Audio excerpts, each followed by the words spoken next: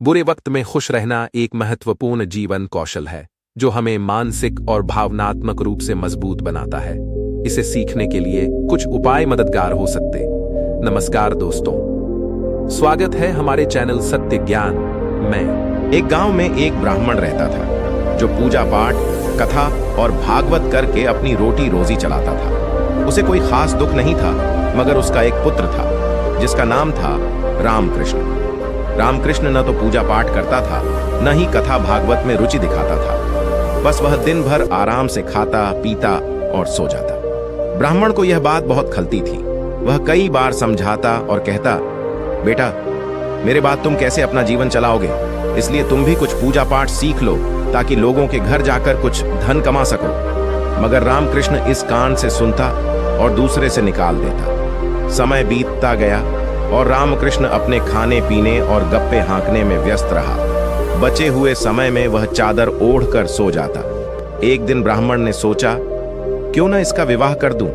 अगर यह स्त्री मोह में पड़ जाएगा तो शायद जीवन व्यापन के लिए कुछ प्रयास करेगा। ऐसा सोचकर ब्राह्मण ने रुक्मिणी नाम की एक सुंदर सुशील लड़की से रामकृष्ण का विवाह कर दिया। पिता और पत्नी के काफी समझाने पर वह कभी कभी पिता के साथ गांव में कथा भागवत के काम में चला जाता, मगर कुछ सीखने की कोई कोशिश नहीं करता। उसका आलस्य बरकरार रहा। कुछ समय बाद वही हुआ जिसका सभी को डर था। ब्राह्मण परलोक सिद्धार गए। कुछ दिन तक घर में जो कुछ बचा था उससे काम चलता रहा, मगर धीरे धीरे खाने के लाले पड़ने लगे। तब रुक्मिणी ने रामकृष्ण से कहा, हे पति, अगर आप ऐसा ही पड़े रहोगे तो घर का खर्चा कैसे चलेगा? आप कुछ काम क्यों नहीं करते? रामकृष्ण ने कहा, मुझे पूजा पाठ और कथा भागवत में मन नहीं लगता, मैं क्या करूं? रुक्मिणी ने समझाया, अगर आपका मन पूजा पाठ में नहीं लगता तो पड़ोस के शहर जाकर कुछ काम धंधा करिए। रामकृष्ण को यह बात जंच गई और उसने कहा, ठीक है, मैं कल ही रोजी रोटी की तलाश में शहर जाऊंगा।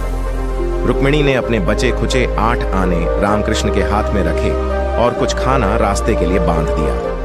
यह सब लेकर रामकृष्ण शहर की ओर चल पड़ा। जब वह शहर पहुंचा तो शाम ढल चुकी थी। बाजार चारों ओर भरा हुआ था। तरह तरह की चीजें बिक रही थीं। रामकृष्ण इधर उधर देखता रहा। तभी उसकी नजर एक बूढ़ी औरत पर पड़ी जो एक किनारे चुपचाप एक टोकरी में कुछ बेच रही थी, मगर उस पर सफेद कपड़ा ढका हुआ था जिससे पता नहीं चल रहा था कि वह क्या बेच रही थी। उत्सुकता से रामकृष्ण ने पूछा, अम्मा, आप क्या बेच रही हो? बुढ़िया ने कहा, बेटा, मैं समझदारी बेच रही हूं। रामकृष्ण चौंक गया और बोला, समझदारी भी बिकती है? बुढ़िया ने कहा, हाँ बेटा, 4 आने में एक समझदारी है। रामकृष्ण ने कुछ सोचा और 4 आने निकालकर बुढ़िया के हाथ में रख दिए। मुझे एक समझदारी दे दो, उसने कहा। बुढ़िया बोली, सामने आई रोजी रोटी को कभी लात नहीं मारनी चाहिए। रामकृष्ण बोला, अम्मा, यह तो सभी को पता है। बुढ़िया ने कहा, जब कोई चीज पैसे देकर खरीदी जाती है तो उसकी कीमत हमेशा याद रहती है। अब तुमने यह बात पैसे देकर खरीदी है, इसलिए यह तुम्हें जीवन भर याद रहेगी। रामकृष्ण ने सोचा और फिर कहा, अम्मा, एक और समझदारी दे दो। बुढ़िया ने कहा, राज की बात चाहे कितनी भी बड़ी क्यों ना हो, उसे अपने सगे से सगे, यहां तक कि अपनी पत्नी से भी कभी नहीं बतानी चाहिए।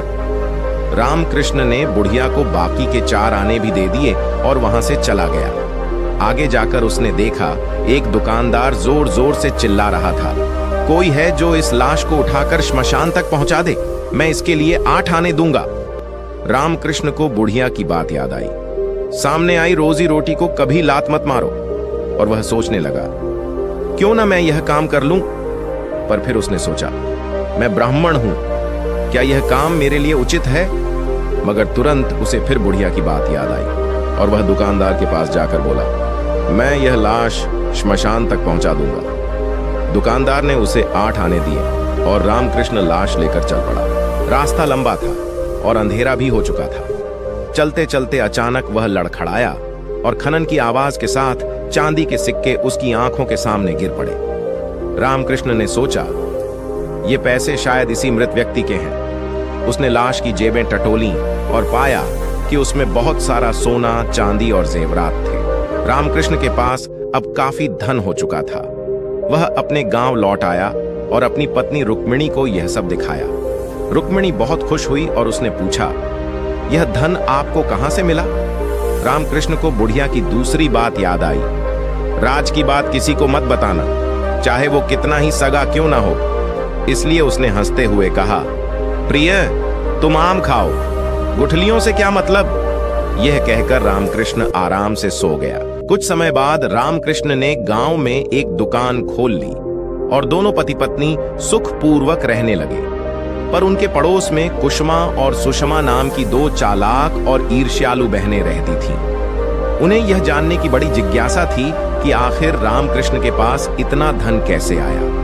वे रुक्मिणी को तरह तरह से बहलाने फुसलाने लगीं, मगर रुक्मिणी कुछ बता नहीं सकी क्योंकि उसे खुद भी कुछ पता नहीं था।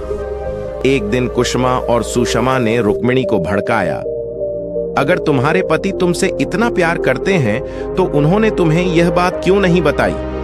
पति पत्नी के बीच कोई राज नहीं होना चाहिए। उस रात रुक्मिणी ने ठान लिया कि वह अपने पति से धन का राज पूछेगी। जब रात हुई, उसने रामकृष्ण से कहा, लगता है आप मुझसे प्यार नहीं करते। पति पत्नी के बीच कोई राज नहीं होना चाहिए। बताइए, यह धन आपको कहां से मिला? रामकृष्ण कुछ कहने ही वाला था कि उसने खिड़की पर दो औरतों का साया देखा। वह समझ गया कि कुसुमा और सुषमा उनकी बातें सुन रही हैं। इसलिए रामकृष्ण ने कहा, प्रिय, उस रात जब मैं जंगल गया था, मुझे एक ब्राह्मण मिले। उन्होंने बताया कि अगर आधी रात को आंखों में अकोवा का दूध डालकर श्रृंगार किया जाए और तपस्या की जाए तो देवता प्रसन्न होकर धन देते हैं। मैंने वही किया और धन मिल गया। कुसुमा और सुषमा ने यह सुना और अगले ही दिन रात को जंगल में जाकर अकोवा का दूध आंखों में डालकर तपस्या करने लगी। मगर अकोवा का दूध आंखों में डालने से उनकी आंखों की रोशनी चली गई। वे रोते बिलखते वापस लौटी, मगर अब पछताने के अलावा कुछ नहीं कर सकती थी। इस प्रकार रामकृष्ण अपनी सूझबूझ और खरीदी गई समझदारी के दम पर सुखपूर्वक जीवन बिताने लगा। अब रुक्मिणी को भी अपने प्रश्न का उत्तर मिल चुका था, इसलिए उसने भी कभी दोबारा जिज्ञासा नहीं की।